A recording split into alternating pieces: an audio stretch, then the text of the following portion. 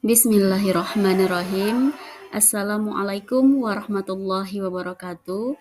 Baiklah Ananda semuanya, pada hari ini kita kembali lagi bertemu di mata pelajaran Pendidikan Agama Islam dan Budi Pekerti di kelas 11. Bagaimana makna berpikir kritis?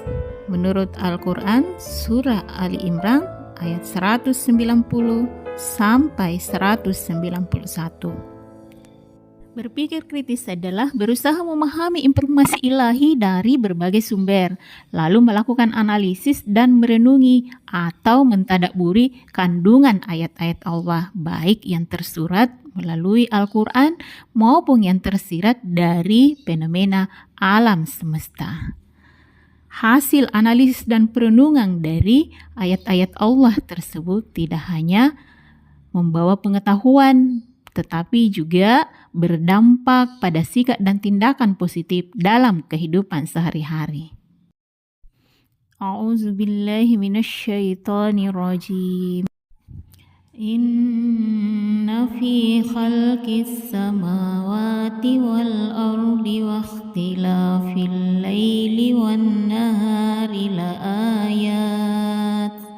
laayatin liulil albab allazina yazkuruna Allaha qiyaman wa qu'udan wa 'ala junubihim wa yatafakkaruna fi khalqis samawati wal ard Rabbana ma khalaqta hadza batilan subhanaka faqina azabannar.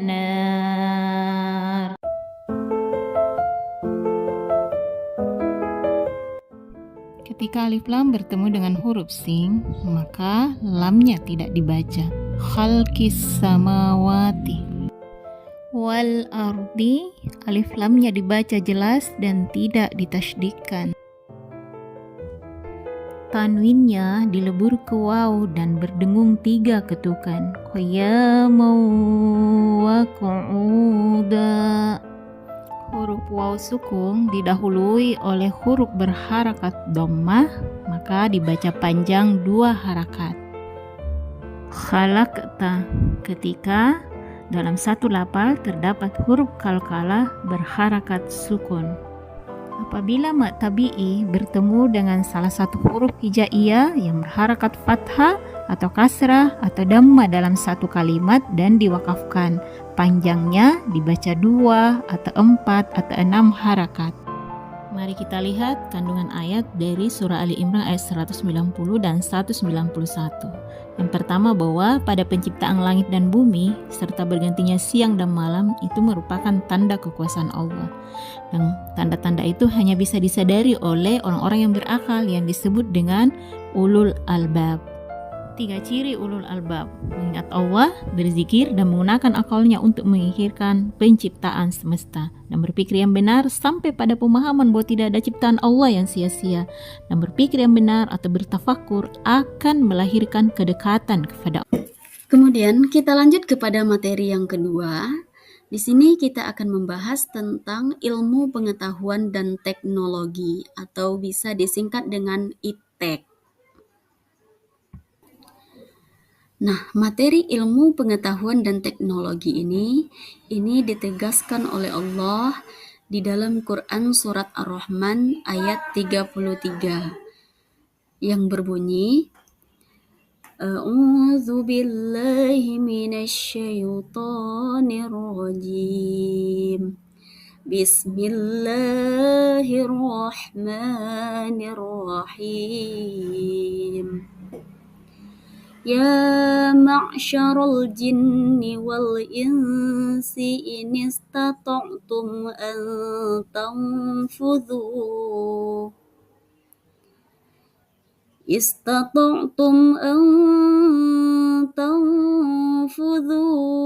min aqtaris samawati wal ardi fanfudhu La tanfudhuna illa bisultan. Al-Quran. Sadaqallahul azim.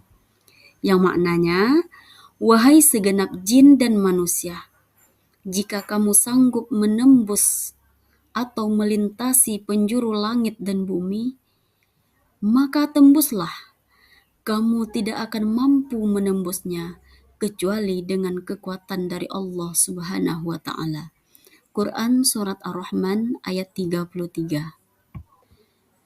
Dari ayat tadi, surat Ar-Rahman ayat ke-33, ada beberapa isi kandungan yang bisa kita ambil di dalam ayat ini. Yang pertama, itu adalah peringatan kepada jin dan manusia bahwa mereka tidak akan sanggup lari dari ketetapan Allah Subhanahu wa taala dimanapun mereka berada.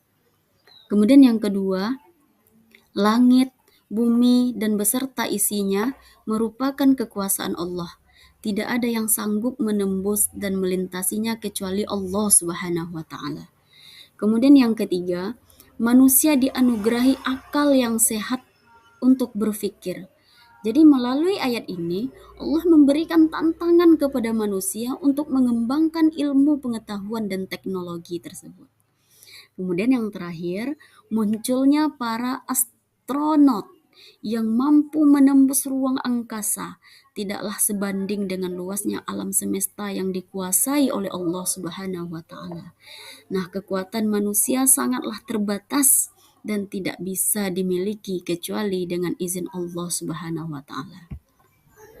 Nah, dari beberapa landasan tadi dapat kita simpulkan bahwa ilmu itu adalah pengetahuan. Ilmu juga merupakan pengetahuan tentang sesuatu yang diperoleh secara ilmiah. Sedangkan teknologi adalah hasil dari penerapan ilmu pengetahuan yang dapat memudahkan manusia untuk beraktivitas. Nah, jadi dapat kita lihat pada zaman sekarang ini sudah banyak sekali tokoh-tokoh dan para ilmuwan Islam yang telah mampu dan berhasil menjelajahi ruang angkasa.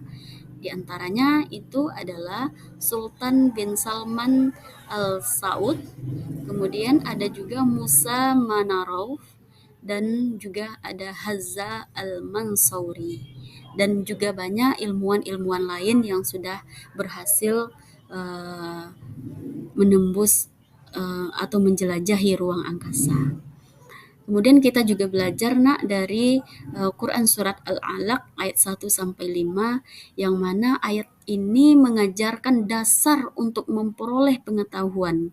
Nah, apa dasar untuk memperoleh pengetahuan itu?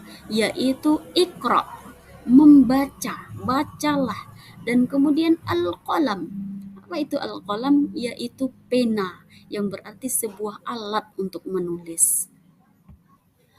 Selanjutnya, kita akan membahas tentang penerapan berpikir kritis dan iptek dalam kehidupan sehari-hari. Kita lihat, di sini telah dijelaskan beberapa penerapan berpikir kritis dan iptek dalam kehidupan sehari-hari.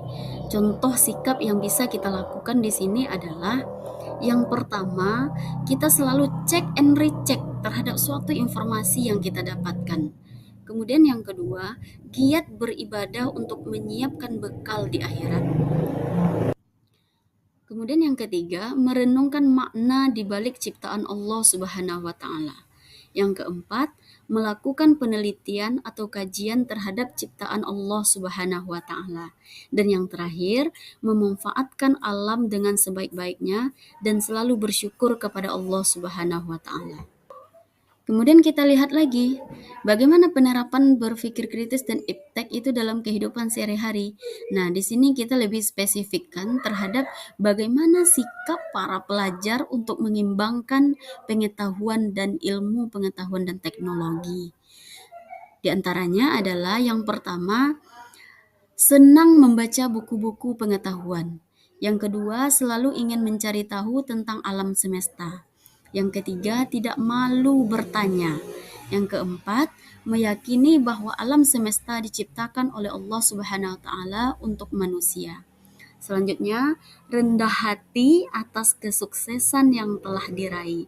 Dan yang terakhir, mengikuti kegiatan-kegiatan ilmiah dan mempelajari perkembangan ilmu pengetahuan dan teknologi yang bersifat dinamis. Jadi, anak-anak, mungkin cukup sekian dulu materi yang bisa Ibu sampaikan pada hari ini. Terima kasih atas perhatian Ananda semuanya. Semoga apa yang Ibu sampaikan bisa Ananda memahami dan mengambil pelajaran dari materi yang telah Ibu sampaikan tadi. Ibu akhiri dengan wassalamualaikum warahmatullahi wabarakatuh.